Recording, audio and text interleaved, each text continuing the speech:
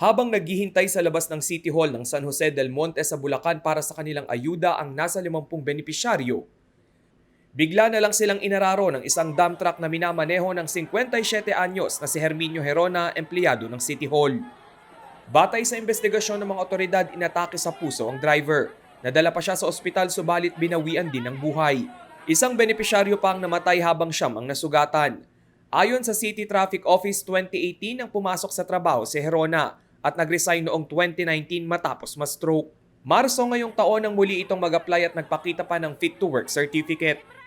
Sasagutin naman ng city government ang pagpapalibing sa mga namatay at ang pagpapagamot sa mga nasugatan.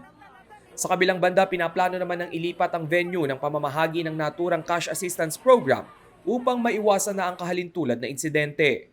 Rainiel Pawid, CLTV News.